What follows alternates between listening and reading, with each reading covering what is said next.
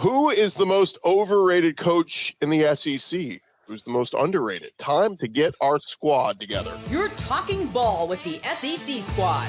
From Alabama to Tennessee, from Georgia to Oklahoma, from Auburn to Texas, it's the local experts of the Locked On Podcast Network bringing you scoops, breakdowns, and the most comprehensive preview of the upcoming SEC weekend. It's the SEC squad, and we have a seat for you. Hurt feelings and thin skin are prohibited. Squad up, you're part of the SEC squad. Hey, what's up, everybody? Welcome in the SEC squad. Sit back, grab your favorite beverage, and join us as we get you ready for another week of the offseason in SEC college football. Of course, SEC hoops heating up, and man, it's been a historic season for the SEC on the basketball front. But we're talking some football today, and squad spring ball gets underway very soon. A lot of offseason discussions are already taking place. We've talked about the SEC bringing back every head coach for the first time in a long time. Not one SEC coach was fired or retired this offseason. And so we posed the question to you guys right out of the gates. Who, in your opinion, is the most overrated coach in the SEC? And let's go around the horn today. We've got Stephen Willis from Locked On Ole Miss, Corey Burton, Locked On Vandy, Jimmy Stein, Locked On Bama, John Miller, Locked On Mizzou. I'm Chris Gordy, host of Locked On SEC. Stephen Willis, start us off, man. Who, in your opinion, is the most overrated coach in the Southeastern Conference? I was sitting here thinking like Billy Napier, but Billy Napier did a very good job at the end of this year and turned it around with Florida. I think I'm going to land with Hugh Freeze. I don't think any coach has ever gotten that many mileage over a couple of wins over Nick Saban than Hugh Freeze did. It's a situation. If he doesn't win 8 games this year, he gets fired by the Yellowwood man, and all of a sudden Auburn's back at square one. So I think Hugh Freeze is the most overrated head coach the way it sits right now. He could change my mind. He could win 9-10 games next year. They have the talent to do it, but he has to do it each and every single year. It seems like he loses to a New Mexico State or one of those games. So you can't really be a great coach, which he gets all the credit for being, whenever you have games like that. And that's probably a good one because it's, look, when we say overrated, it means a lot of people rate that guy high, right? So you can't go with, you can't say, I don't know, Clark Lee. Nobody thinks he's great at Vandy, although he's raising expectations there. But he would fit the other category. Yeah. Corey, give me who's your overrated coach in the SEC?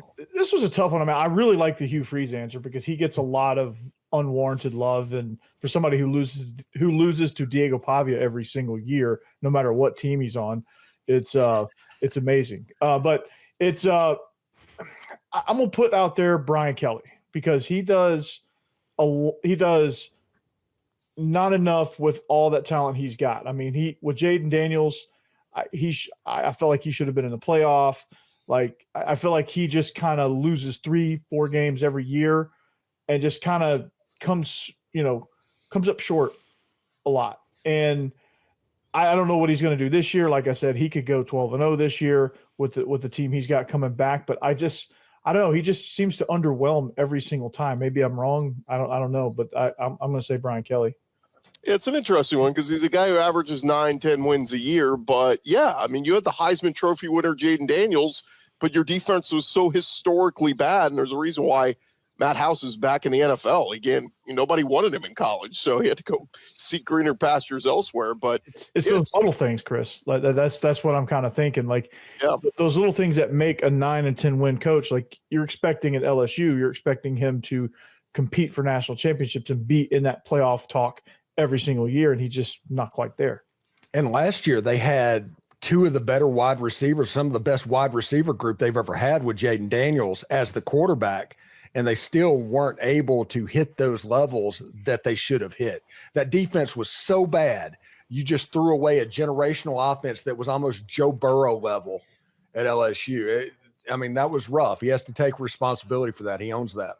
Yeah, 2 years ago. Last year, the defense was better, but still a couple of losses. Jimmy, who in your opinion is the most overrated coach in the SEC? Yeah, I hesitate, emphasizing overrated because I do think this guy's a good football coach, and I appreciate this little run he's on. But I think we need to tap the brakes a little bit with Shane Beamer. Just tap the brakes. I'm not saying, that the hot seat him.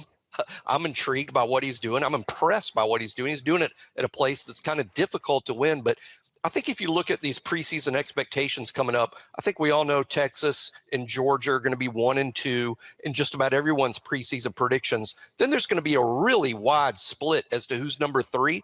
A lot of people are going to put South Carolina there. And that's what I mean by tapping the brakes a little bit. I don't think Shane Beamer has done enough as a head coach at South Carolina to justify things like preseason top 10, number 3 in the SEC. They lost a lot off that defense. Sellers played well, and he's a talented kid.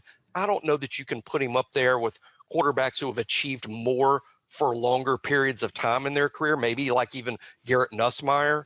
So I would say Shane Beamer is momentarily overrated because I think people are a little too high on South Carolina at this specific moment. That's how I feel about Sellers too. Pump the brakes. Not quite overrated, but like, hey, hold on, let's slow down a little bit. Let's see what he does this year. Exactly. That's a great way of putting it. I never thought about the pump the brakes thing, but that's a great way. If you're a South Carolina fan, though, definitely be excited. We're not telling you not to be excited. Sure. We're just saying outsiders who are all jumping aboard the bandwagon. We've seen this happen time before, where everybody hops on that train, and then suddenly they're 3 and 2 out of the gates and 4 losses and that sort of thing. John Miller, who's your overrated?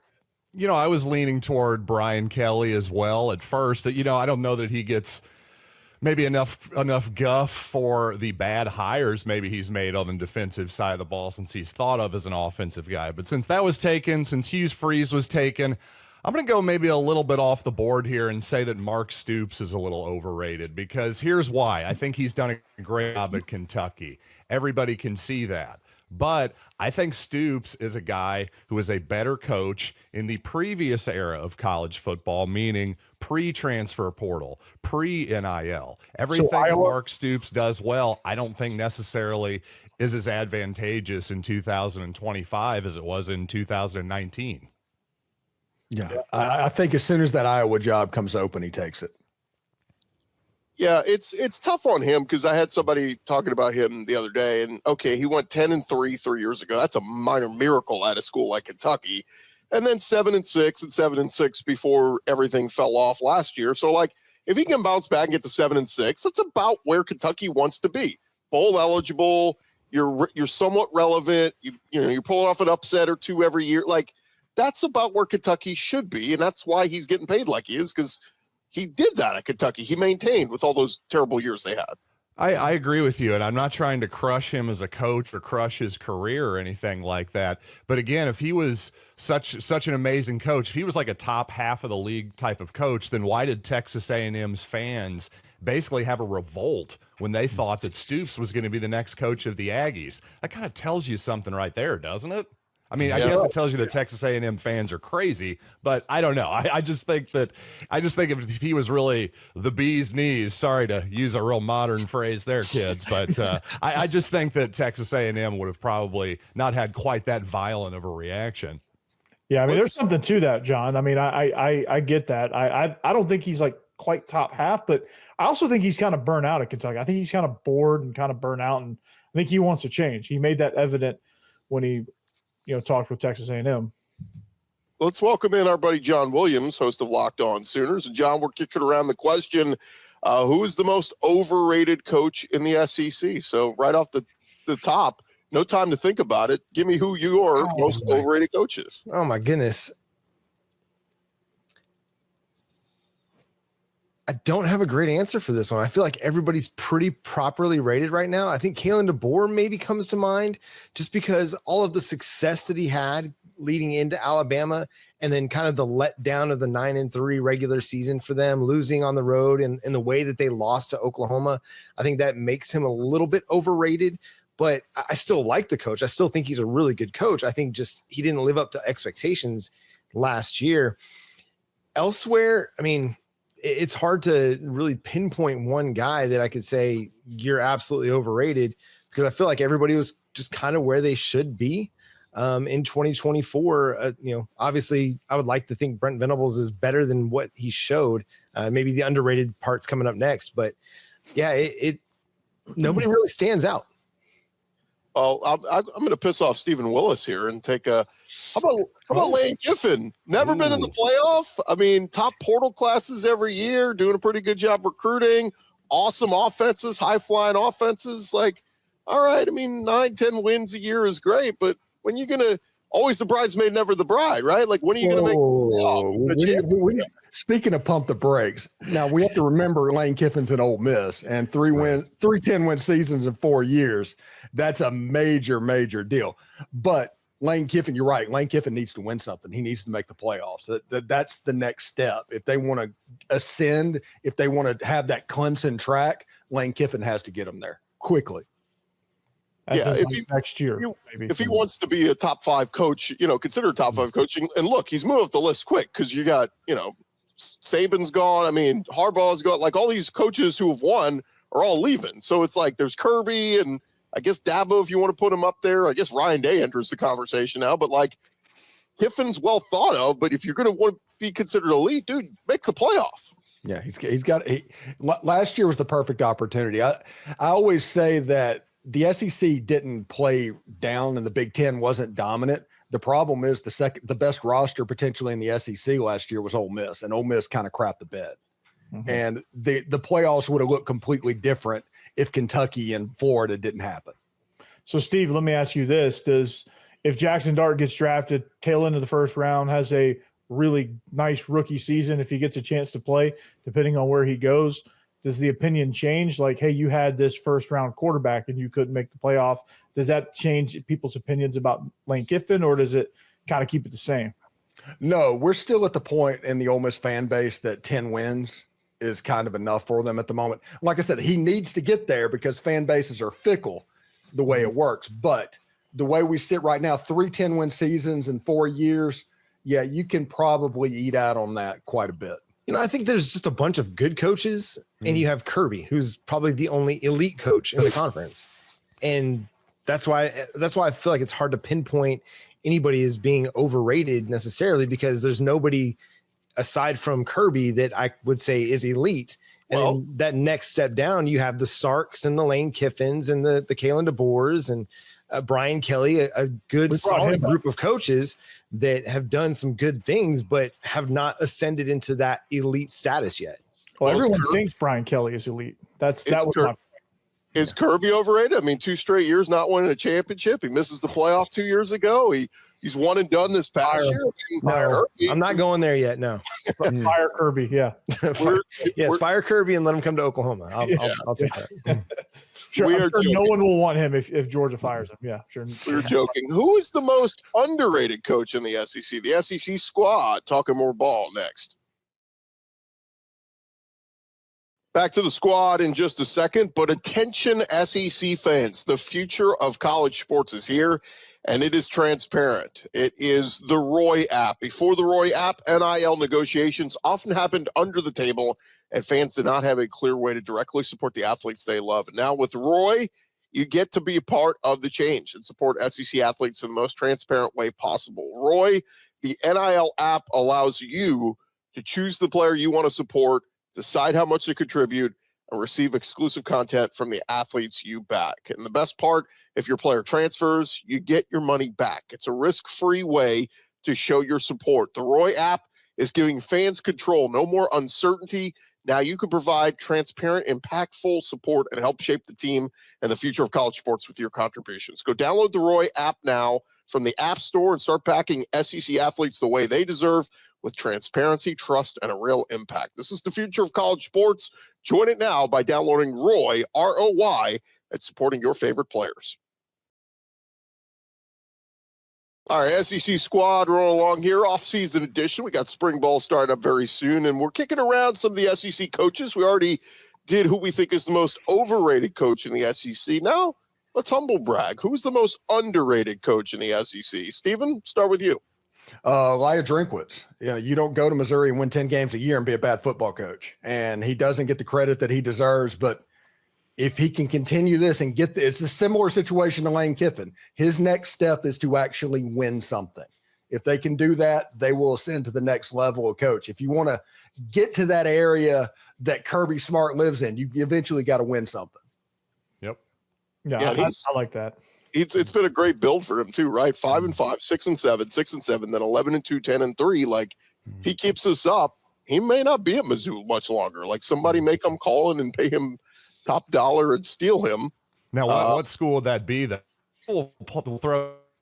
Like, no, wait, which is the bigger school than? I'm not saying that Missouri's the absolute top of the mountain, but the Alabama job's not open. I know we were just joking around about it. Kirby Smart is not going anywhere. Like, what job is Eli Drinkwitz going to come take? Because it ain't Arkansas. Miami? I don't know. Miami, Florida. They already have a coach.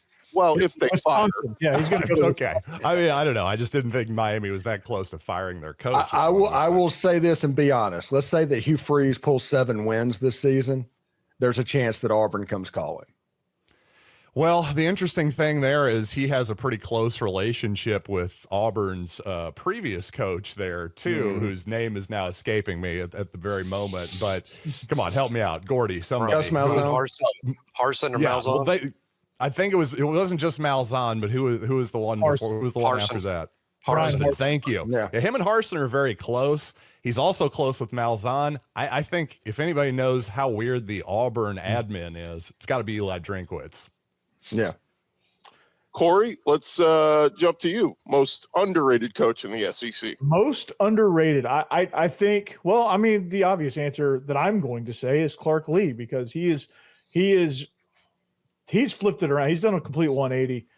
He's starting to kind of build some things. I think he struck gold with Diego Pavia, obviously, and struck gold hiring Jerry Kill and Tim Beck and finding that offensive identity. He also did a really good job and made a really smart decision on saying, hey, I'm just going to take over the defense myself because that's my specialty. And he got him to 7 wins on that schedule. Took Missouri, who was a really good team. They finished y'all finished the regular season 9-3. Did you win your bowl game, John? Yep. 10-3, yep. Mm-hmm. Yeah, 10-3. Took that team to double overtime. Double overtime, yep. And if they don't hit that shot play to Burton, I think they win that game in overtime. There was a couple plays that if they don't happen, Vanderbilt easily could have won that game. Yeah, absolutely. And so like things like that, like early on the season, following a humiliating loss at Georgia State, coming off of that to take Missouri, who at the time was in the top 10, to double overtime and then turning around and beating Alabama the next week. It just kind of showed you the trajectory and all the changes that he made. And maybe maybe something clicked for him. So I'm going with Clark Lee as well on that. Georgia State, by the way, return trip to Nashville this year, the revenge game. I'm hoping it is a true revenge game and it's like 100-0. Probably not, but yeah. I don't know if Vandy could score 100 on air, but I get your point. Yeah. Well, we'll get as close as we can and maybe score 35. So, Bobby is back, man. Come on, John Williams, most underrated coach in the SEC. Yeah, I'll go with Shane Beamer. I think it was a little bit of a rough start to get going, but now he's got a quarterback that has a little something to him in Lenore Sellers, a guy that has the intangibles to lead an offense and lead a football team and make those winning type of plays that you need to be able to make to win big games. And we're starting to see a defensive identity that is developed along the defensive front with big time edge rush talent. And I think he's got that program on a really, really nice trajectory. Where it ends up, we'll see. But I mean, Lenore Sellers, we talked about Lenore Sellers in the group chat. Like a lot of people were very, very high on him in SEC circles, and he could potentially be a dark horse Heisman candidate with his ability to run the ball and his ability to throw. I mean, it's improving week by week. I think Shane Beamer has got that thing rolling right now. Interesting. One of you had Beamer as one of the more overrated, and John's going underrated. So our first coach falls in both categories. Properly rated. I don't know. We're in the middle. Jimmy Stein, who's underrated in your mind? Yeah, I'll use the same phrase I used before in relation to Beamer about pumping the brakes a little bit. And that's, Corey and John Miller made good points about Brian Kelly. I'd pump the brakes a little bit. The fact that we're discussing him as overrated almost makes him underrated to me. I think if you look at the last 2 seasons at LSU, there's a lot of reason for concern. There's a lot of disappointment. But when you look at Brian Kelly's entire career, all the winning he did even before he got to Notre Dame, 2 playoff appearances, wins the SEC West in year 1 at LSU, produces a Heisman Trophy winner. I was in a conversation recently about if you could choose an SEC head coach going forward from today forward, would you choose Brian Kelly or Shane Beamer almost everyone in the conversation said Beamer. And to me, that is so much recency bias. South Carolina perceived as hot, LSU perceived as down. I'm not so sure that either things are true. As a matter of fact, next year, and LSU beat South Carolina last year, by the way, got a little help from the officials, but South Carolina returns the trip to Baton Rouge this year. I'm just not so quick at putting Shane Beamer above Brian Kelly based on career accomplishment to this point. I think the fact we discussed Brian Kelly as overrated, and again, Corey and John made great points. True, but I wouldn't bury Brian Kelly just yet.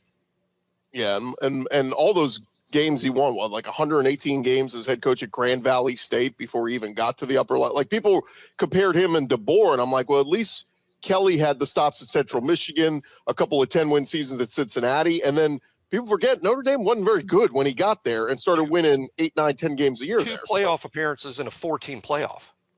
Notre Dame. How many would he have made if it was a 12-team playoff the entire time he was there? I'm just saying there's a lot of career accomplishment there to just assume 2 years ago he all of a sudden forgot how to coach. Yeah, and some of that also is the Notre Dame bias. I mean, Marcus Freeman's enjoying those pay off right now. Hey, we're on NBC every week, and hey, if we just win our weak-ass schedule, we get in the playoff. Awesome. John Miller, give me your most underrated coach in the SEC. Well, I'm sure listeners want me to say Eli Drinkwitz, but you know what? Steven did a hell of a job making that case already. So you know what? I'm actually going to say Kaylen DeBoer, because I think after one season, again, speaking of recency bias, Jimmy, I think Alabama fans and fans across the country have already decided that, oh my God, 1 9-3 season means, and one bad t-shirt division means that Kaylen DeBoer must be a terrible football coach now. I'm not so sure that that's true. The guy was just in the national championship with Washington a couple years ago, and took a guy in Michael Penix Jr., who was not thought of, was a transfer quarterback from Indiana, was not thought of as this major high-grade quarterback, and turned him into a guy who now looks like he may actually be a real piece in the NFL too. So I think DeBoer can coach. Unfortunately, he's just in many ways, unenviable position of following possibly the greatest of all time. Yeah, John, I love that point. And had I not said Clark Lee, Kaylen DeBoer was going to be my next one, because he had a bad puzzle piece with Jalen Milroe, because Jalen Milroe just does not fit his scheme.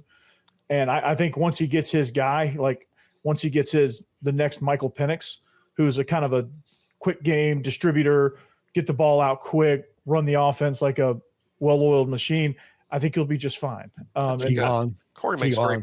One of my themes for this year about Alabama guys is, I think in so many ways, 2024 was about Jalen Milroe and how far he could carry the team or not. And 2025 will be about Kaylen DeBoer. We'll find out this fall whether he's good enough. Most of the roster will have committed to Kaylen DeBoer, chosen to stay and play for Kaylen DeBoer. This is Kaylen DeBoer's team, not Nick Saban and Jalen Milroe's team, which was kind of the case last year. Yeah. By the way, Alabama has one of the best home schedules for season ticket holders next year out there, with Oklahoma and LSU and Tennessee.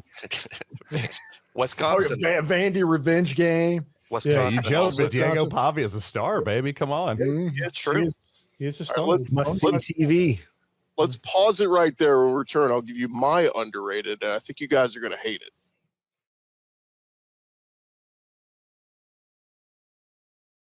The SEC squad rolling along here, and we were kicking around before the timeout, most underrated coach in the SEC. And guys, I'm going to put a guy who was 40-12 in his previous stop as a head coach. Now, things have gotten off to a rocky start, but that's because the schedule has been absolutely freaking brutal. And I think Billy Napier at Florida, he's got the train on the track now, 6-7, 5-7, 8-5.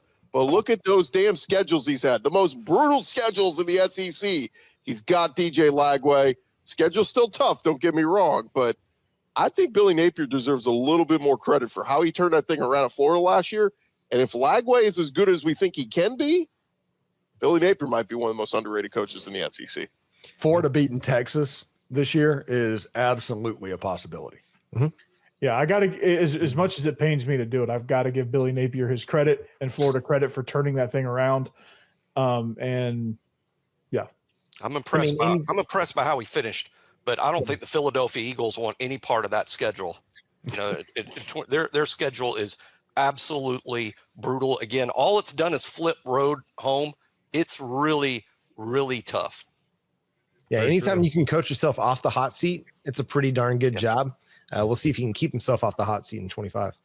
Let me throw one other name out there that maybe we didn't bring up an overrated or underrated, but go look at what Tennessee was with Butch Jones and Jeremy Pruitt and what Josh Heupel has done there. Oh, he's just won 52 games in the last couple of years there. Like, he has brought Tennessee back. I think Heupel deserves a little bit of love. I agree. He does. I don't know that he deserves overrated or underrated. I think He's a good coach. Just rate it. He's just rated. Yeah, It's pretty properly right where he rated. needs to be. He's a good coach. Done a great job. Needs to advance a little bit and get past some of these, like that Ohio State game, games like that. But I think he's a great coach. If he makes the playoff again, he'll be viewed in a really different light. Mm-hmm. I think you could easily make an argument for him as number 2 behind Kirby Smart. To me, I think that highly of Heupel for sure. He's definitely a top 4 coach in the SEC, in my opinion. For sure. Whether he's not, he's not 1. I don't know if he's 2, but he's right there. And again, I think a lot of Oklahoma fans, if Brent Venables were to move on, Josh Heupel would be a name at the very top of the list of somebody they would want to try and poach from another program. I might be able to root for him again. That playoff route though at Ohio State, that's fresh in my mind though. I can't get that out of my life. That's a tough one, man. And you got a Why young is quarterback Oregon that's not playing getting the against. same hate? I mean, that was one of the best defensive lines maybe in all of college football. I mean, those dudes were incredibly good. And that was just going to make life difficult for everybody. And we saw it throughout the playoff. Nico was just a young quarterback, I think a little bit gun shy at times. And if you're gun shy against that defensive front, you're done.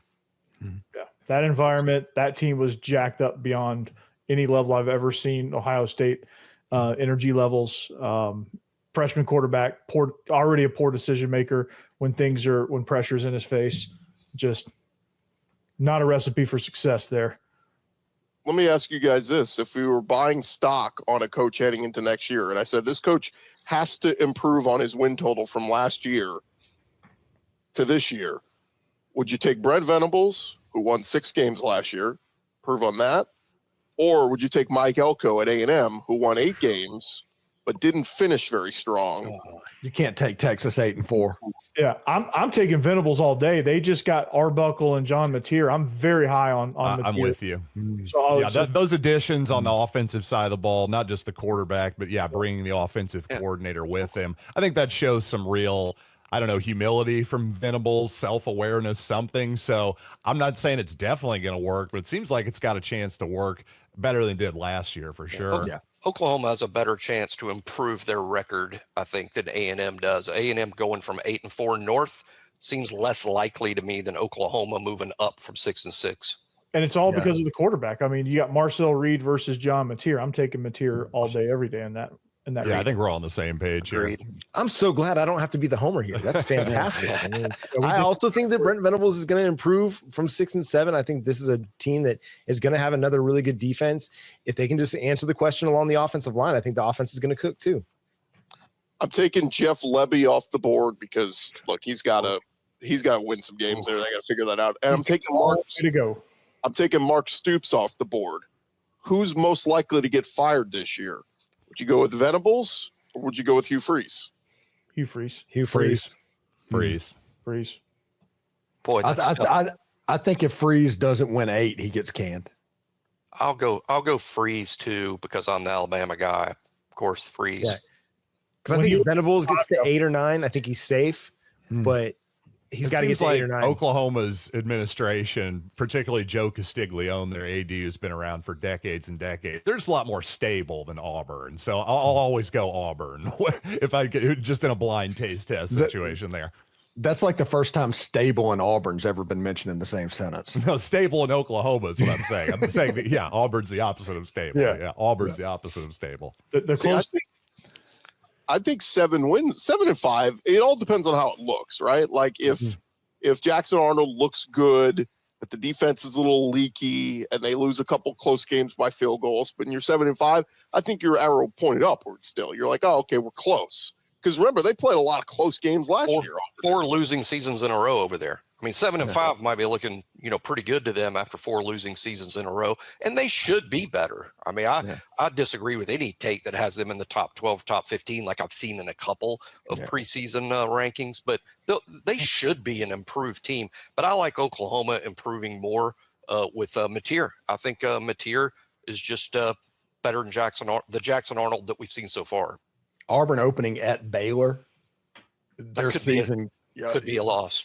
Is Dave Aranda still there at Baylor? Yes. Just got for some reason I thought he got. Yeah, I thought he got blown up by LSU in the Texas Bowl. Another coach that coached himself off the hot seat last year. And they had a pretty decent portal haul too. Yeah. Baylor would be kind of a fun sleeper pick in the Big 12, where frankly anybody in that league could win it next year. They found their quarterback last year, and that made all the difference. Once they got their passing game going, they were cruising. He's the highest returning QBR in the country is Sawyer Robertson. Texas Tech's found that landman money too. Watch out for them next year potentially as well. One more question for you guys on the way out. You could put your money. I'm giving each you $1,000. You could put it on one of these coaches to make the playoffs next year, but you can only choose one. Is that a promise? Well, hypothetical. Brian Kelly, Kaylen DeBoer, Lane Kiffin. Who are you taking? Ooh. Brian Kelly. Question. To make the playoff. Only one of these coaches can make the playoff. You put $1,000 on him. DeBoer. Brian Kelly. Lane Kiffin. I'll do it. Kaylen DeBoer. I'm going to go Lane Kiffin too. I'll go DeBoer because he gets Brian Kelly at home. But even as the Bama guy, I had to stop and think. But I think I'm changing my mind. I'm going DeBoer too.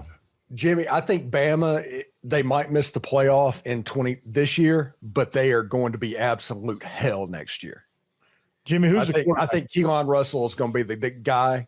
As a true freshman, he's going to take his lumps this year. And as a sophomore, he's going to be really good. Yeah, I think Ty Simpson will start out as the quarterback, but Keelan Russell will be the most popular player on the team with the fans. And Ty Simpson won't have the Jalen Milroe leash from a year ago. Ty's going to have to play well every week to keep it because there'll be a lot of eagerness to see Keelan Russell.